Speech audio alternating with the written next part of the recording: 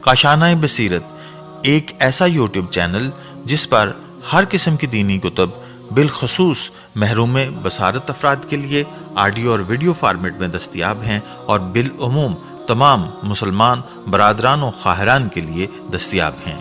اس لیے آپ سے گزارش ہے کہ بیل آئیکن کو پریس کر کے ہمارے اس چینل کو ضرور سبسکرائب کیجیے تاکہ آئندہ آنے والی ہر کتاب آپ کو بر وقت ملتی رہے۔ کاشانۂ بصیرت، کاشانۂ بصیرت، کاشانۂ بصیرت، کاشانۂ بصیرت۔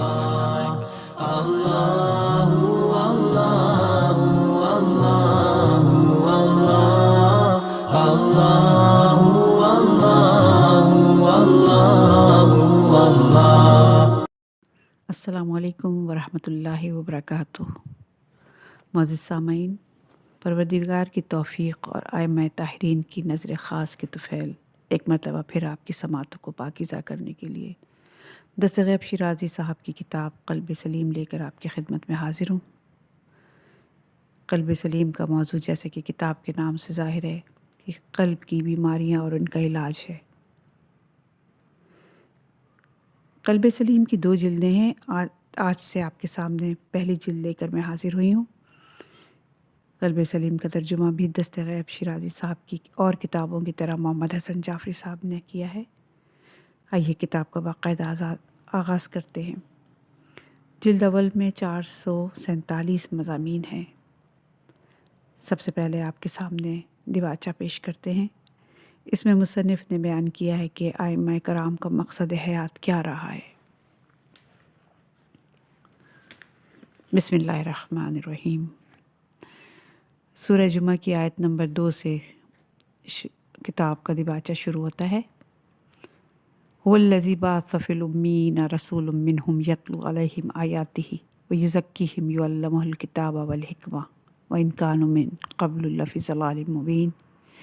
یعنی خدا تو وہی ہے جس نے اہل مکہ کے درمیان خود انہی میں سے ایک ایسا رسول مابعوث کیا جو ان کے سامنے اللہ کی آیات کی تلاوت کرتا ہے اور ان کا تزکیہ نفس کرتا ہے اور ان کو کتاب اور حکمت اور دانائی کی تعلیم دیتا ہے، حالانکہ اس سے قبل وہ لوگ سری گمراہی میں پڑے ہوئے تھے۔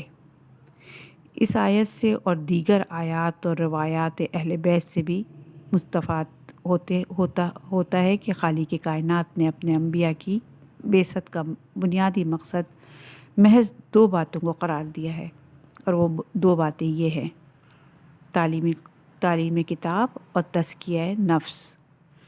بذات خود یہ 2 باتیں بھی ایک خاص مقصد پر محمول ہیں، اور وہ مقصد مخصوص ہے۔ کمال انسانیت، حصول ادراک اور تزکیہ نفس ایک دوسرے کے لیے لازم و ملزوم ہیں، یعنی یہ دونوں آپس میں اس طرح مربوط ہیں کہ کسی بھی لحاظ سے ایک دوسرے سے جدا نہیں ہو سکتے۔ انسانیت کی معراج کے لیے دونوں امور ضروری ہیں۔ ان کے بغیر انسانیت کا اوج کمال تک پہنچنا ممکن ہی نہیں ہے۔ اگر یہ امر لازمی نہ ہوتا تو خداوند متعال تعلیم کتاب، حصول ادراک اور تزکیہ نفس کو اپنے پیغمبروں کی بنیادی ذمہ داری قرار نہ دیتا۔ علم و عرفان اور تزکیہ نفس۔ علم و عرفان یا تعلیم سے مقصود بارگاہ خداوندی کی طرف سے مابعوث کیے ہوئے بندوں کا تبلیغی تدریسی پروگرام ہے جو انہیں کتاب اور حکمت اور دانائی کی تعلیم دیتا ہے۔ آیت کے اس حصے سے یہی معلوم ہوتا ہے کہ علم و عرفان 2 اشیاء سے مربوط ہیں۔ کتاب اور حکمت دراصل یہ دونوں اشیاء ایک ہی ہیں۔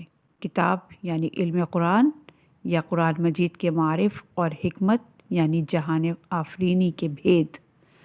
یہ الفاظ دیگر کتاب کے علم سے مراد احکام شرعیہ کا علم ہے، اور حقائق اور تخلیق کائنات کا تعلق تکوینی احکام سے ہے۔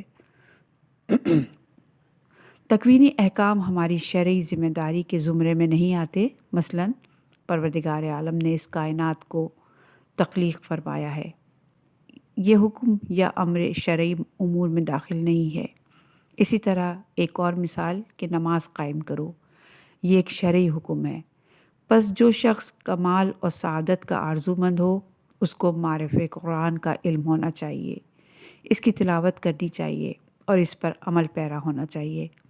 اللہ جل شانہ کی وحدانیت، اس کے اسماء حسنہ، ان کی صفات اور اس کے افعال عالیہ سے متعلق آیات کی پوری توجہ سے تلاوت کرنی چاہیے اور ان کے توسل سے اپنے بنیادی عقیدہ اور اعتقاد کو محکم اور مضبوط کرنا چاہیے۔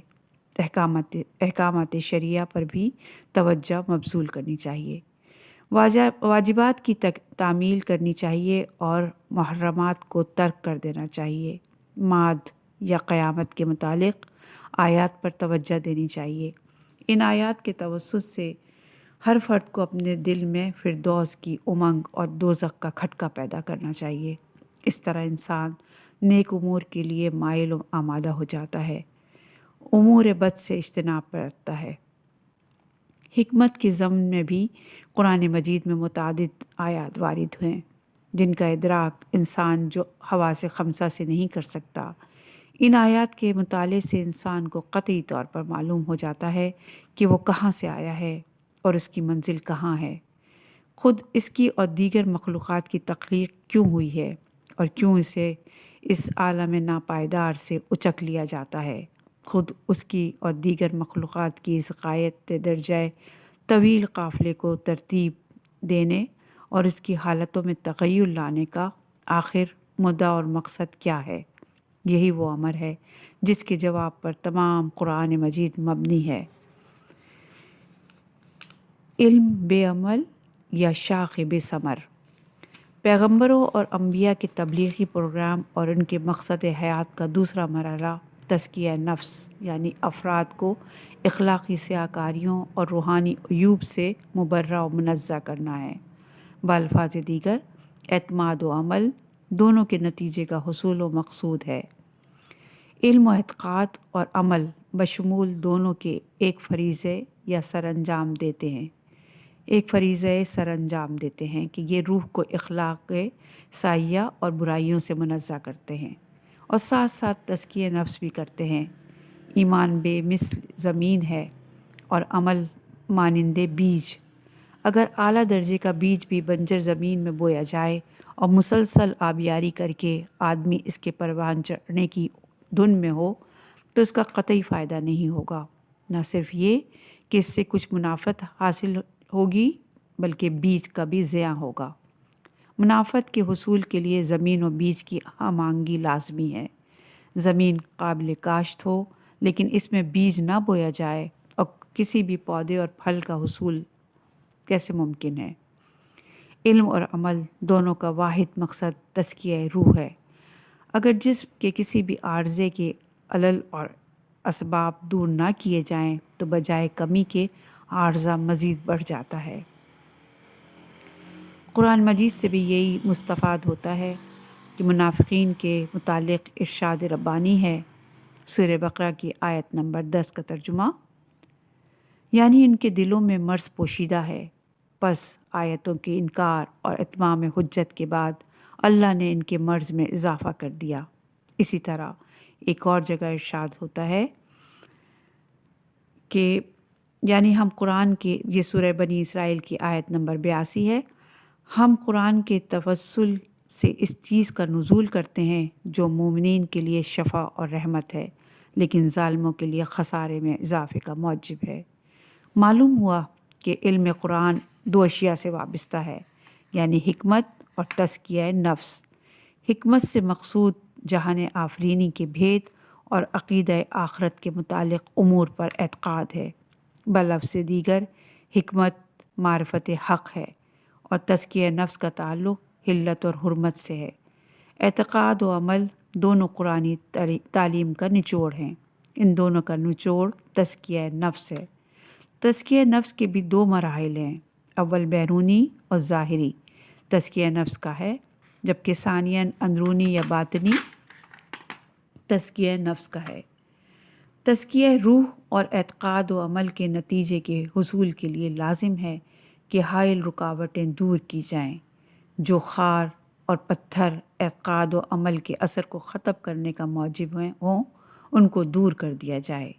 ظاہری تزکیہ نفس کا مرحلہ اعضاء اور جوارح کے توسل سے عبادت اور اطاعت سے پایہ تکمیل کو پہنچتا ہے، یعنی اس مرحلے میں جسم کا کام آتا ہے، اور باطنی تزکیہ نفس کا مرحلہ روح کی بھرپور پاکیزگی سے تعلق رکھتا ہے۔ اعضاء اور جسمانی امور کے توسل سے تزکیہ نفس یہی ہے کہ انسان گناہ کبیرہ سے اجتناب کرے۔ جب تک انسان کبائر سے اجتناب نہیں برتے گا، اس وقت تک اسے یہ توقع نہیں کرنی چاہیے کہ اس کے اعمال صالحہ قبول بھی ہوں گے۔ چنانچہ قرآن مجید میں صریح طور پر اللہ تعالیٰ نے ارشاد فرمایا، سورہ مائدہ کی آیت نمبر 27، یعنی خدا تو صرف متقی لوگوں کے اعمال قبول فرماتا ہے۔ تزکیہ نفس یا روحانی پاکیزگی کو اللہ تبارک تعالیٰ نے ہدایت اور سعادت کے حصول کے لیے شرط لازم قرار دیا ہے۔ ارشاد ربانی ہے سورہ انعام کی آیت نمبر 82، یعنی جو لوگ ایمان لائے اور اپنے ایمان کو ظلم سے آلودہ نہ کیا تو ایسے لوگوں کے لیے امن و سلامتی اور اطمینان ہے، اور یہی لوگ ہدایت یافتہ ہیں۔ ہر وہ شے جو حد اعتدال اور صراط مستقیم سے ہٹ کر ہو ظلم کے زمرے میں آتی ہے۔ پس عقل اور شریعت نے جس امر کو بھی اخلاقی برائی میں گردانا ہے، لازم ہے کہ وہ کسی فرد کے اندر نہ ہو۔ اگر کوئی شخص مومن تو ہو لیکن اس کے اندر کوئی اخلاقی برائی موجود ہو تو اس کا ایمان بے معنی ہے، کیونکہ اس کا ایمان ظلم سے آلودہ ہے۔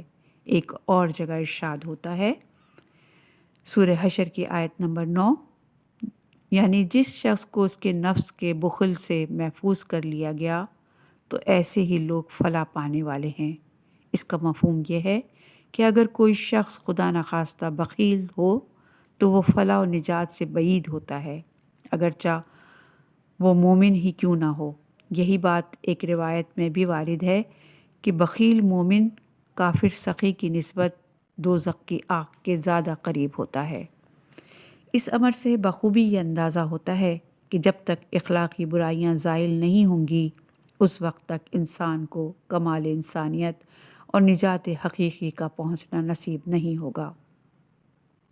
انبیاء کے جانشینوں پر لازم ہے کہ وہ تعلیم اور تزکیہ نفس کے پروگرام کو جاری رکھیں۔ امام آخر الزماں علیہ السلام کی غیبت کے اس دور میں اس اہم اور مقدس مشن کی بھاری ذمہ داری مجتہدین اور عادل فقہا کے دوش پر عائد ہوتی ہیں، اور دیگر روایت سے یہ معلوم ہوتا ہے کہ افراد کی تعلیم اور ان کی تزکیہ نفس کے پروگرام کے لیے دو چیزیں لازمی ہیں، ایک تو اجتہاد اور دوسری فقاہت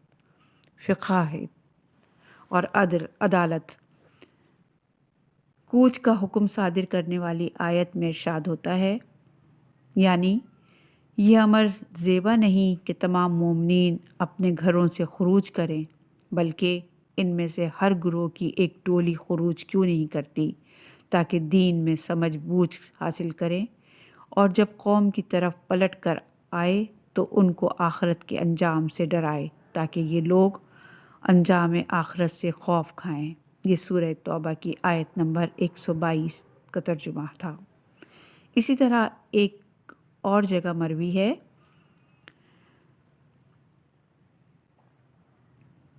یعنی فقہ میں سے جو شخص اپنے نفس امارہ پر قابو رکھے، اپنے دین کا محافظ ہو، اپنی نفسانی خواہشات کی اتباع نہ کرے، اپنے مولا کے حکم کا مطیع ہو تو عوام پر لازم ہے کہ وہ اس کی تقلید کرے۔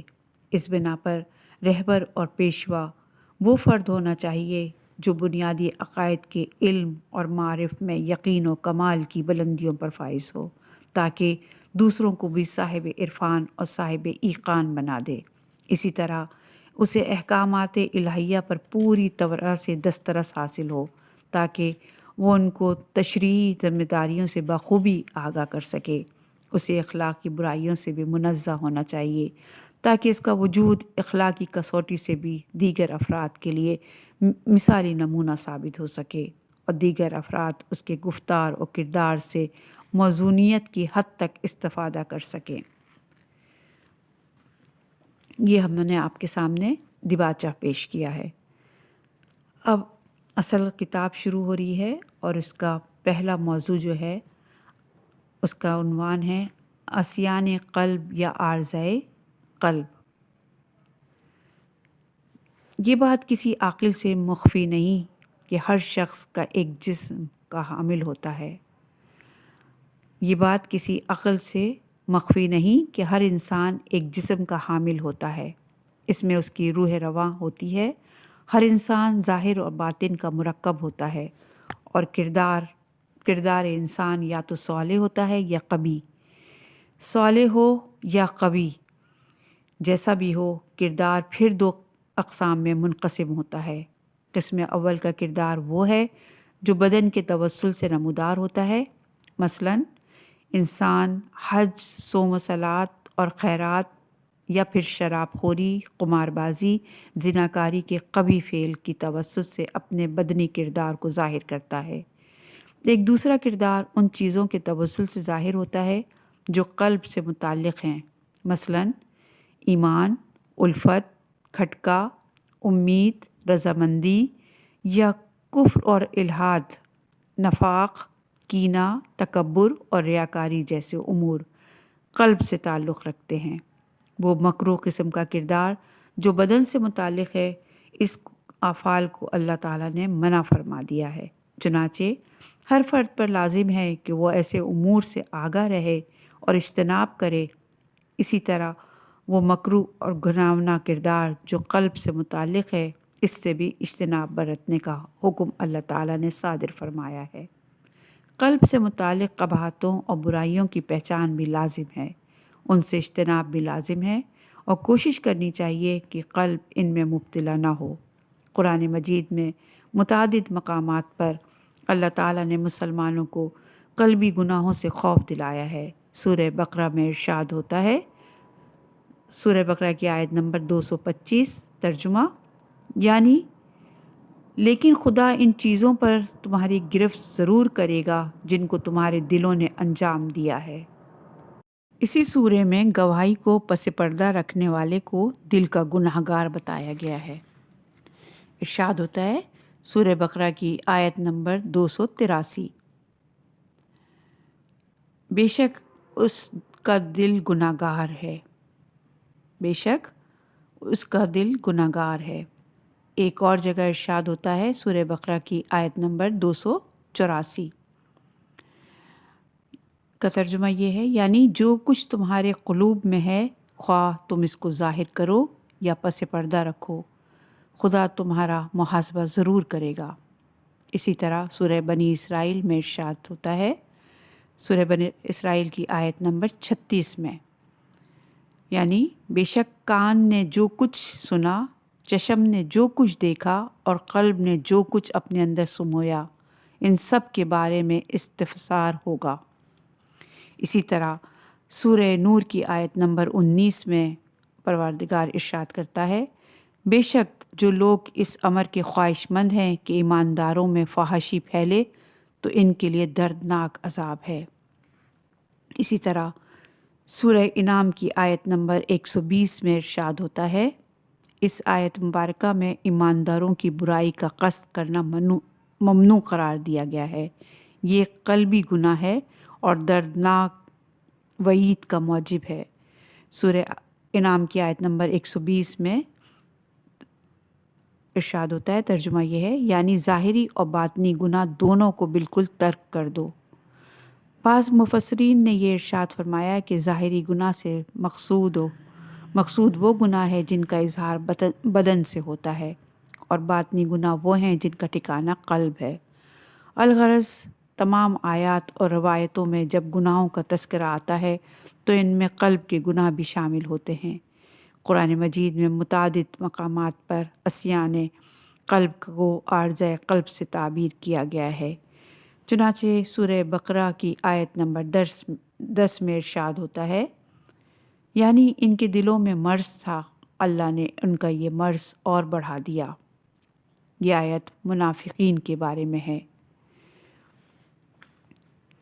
جنت صاحبان قلب سلیم کے لیے ہے۔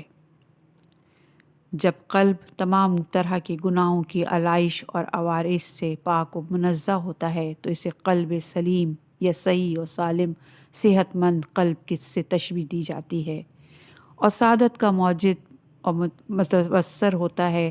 چنانچہ سورہ شعراء میں ارشاد ہوتا ہے، سورہ شعراء کی آیت نمبر 188 اور 89، اس دن مال و اولاد کوئی فائدہ نہ دیں گے مگر وہ شخص جو اللہ کے پاس قلب سلیم لے کر آئے گا، وہ فائدے میں رہے گا۔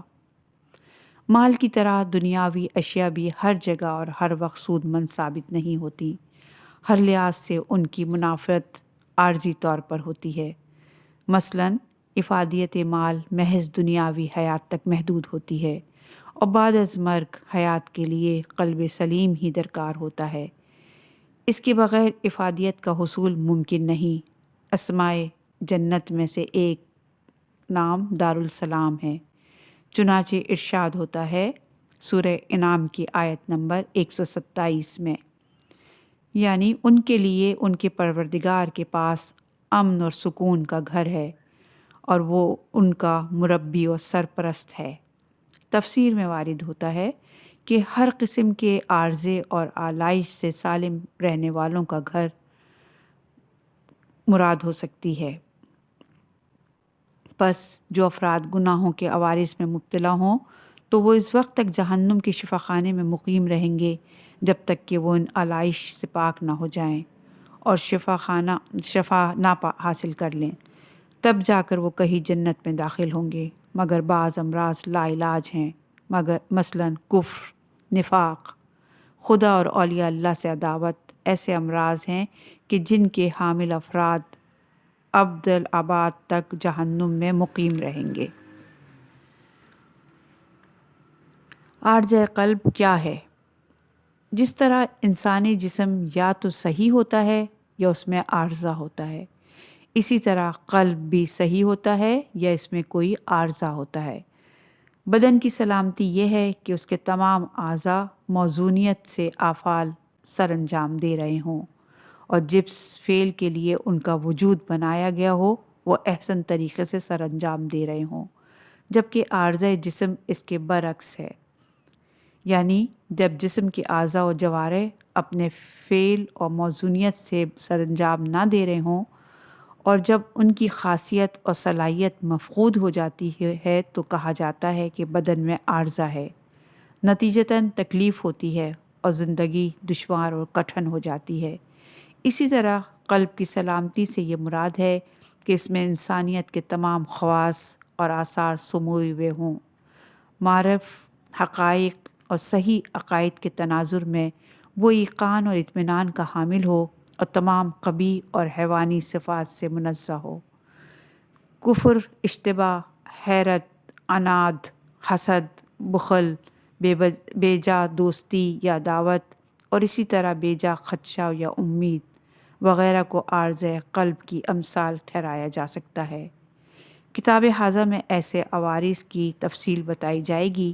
یہ تمام قلبی عوارض اس انسانی فطرت کے مخالف ہوتے ہیں جس پر اس کی تخلیق ہوتی ہے، جسے فطرت اولیاء سے موسوم کیا جاتا ہے۔ چنانچہ امیر المومنین علیہ السلام کا ارشاد ہے، یعنی جسد انسانی 6 حالتوں سے عبارت ہے: صحت و تندرستی یا عارضہ موت یا حیات، نیند یا بیداری، یا قصہ روح کے ساتھ بھی ہے۔ حیات روح اس کا علم و عرفان ہے اور موت اس کا جہل ہے۔ روح کا مرض اس کی حالت اشتباہ میں رہنا ہے، اس کی صحت ایقان پر مبنی ہے، اور تنویم روح اس کا غفلت میں مقیم رہنا ہے، جبکہ بیداری روح اس کو غفلت سے محفوظ رکھنا ہے۔ اسی طرح نہج البلاغہ میں آپ مولا علیہ السلام ارشاد فرماتے ہیں، یعنی خبردار، آفات و آلام میں سے ایک بلا فاقہ ہے، فاقے سے بڑھ کر آفت عارضہ جسم ہے، اور عارضۂ جسم سے بڑھ کر عارضۂ قلب ہے۔ اور پھر خبردار ہو جاؤ کہ نعمتوں میں سے ایک نعمت کثرت مال ہے، اور کثرت مال سے بہتر سلامتی بدن ہے، اور سلامتی بدن سے بڑھ کر تقوی قلب ہے، اور اس سے مقصود یہ ہے کہ قلب تمام قسم کی آلائشوں اور گناہوں سے منزہ ہو۔ یہ نہج البلاغہ کے کلمات قصار کی 388 کا کلمہ ہے۔ جب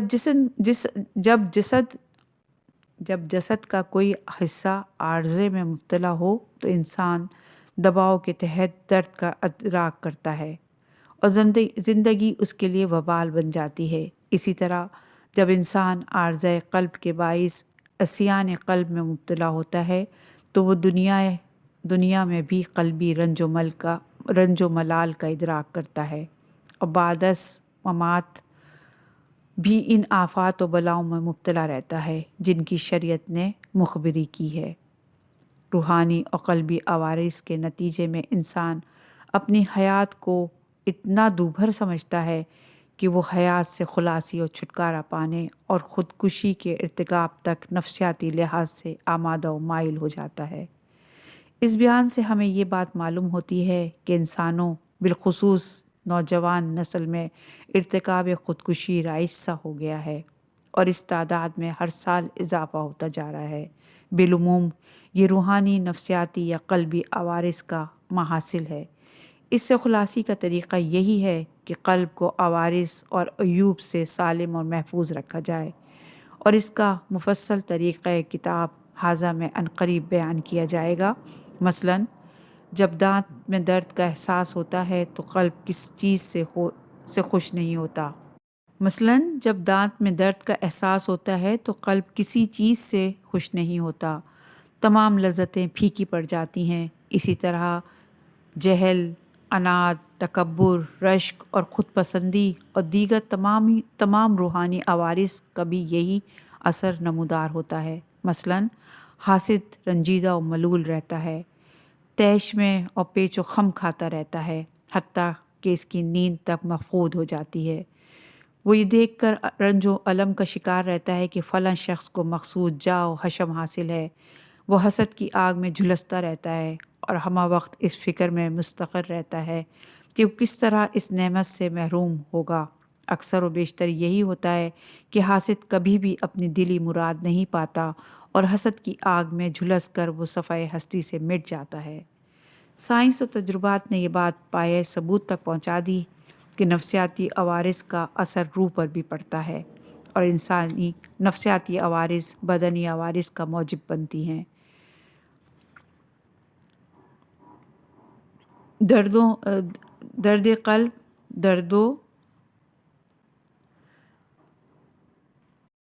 درون قلب دردوں اور عوارض کا اثر اعصاب اور اعضائے بدن پر بھی پڑتا ہے۔ بدن کی کل اس سے متاثر ہوتی ہے، اور نتیجتاً بدن کے اعضاء اپنے فرائض کو بخوبی سر انجام نہیں دے پاتے، بلکہ ہر عارضے کا یہی موجب ہوتا ہے۔ جسمانی گناہ عارضۂ قلب کا موجب ہیں۔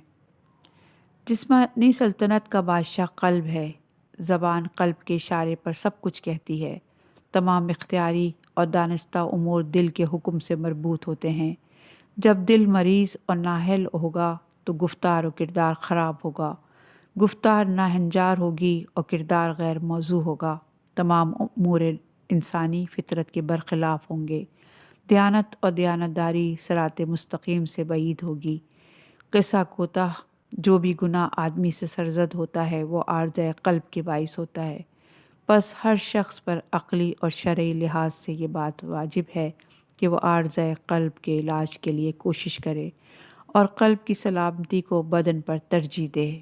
یعنی جب دل مجروح ہو تو جسم کا بھی برا حال ہوتا ہے۔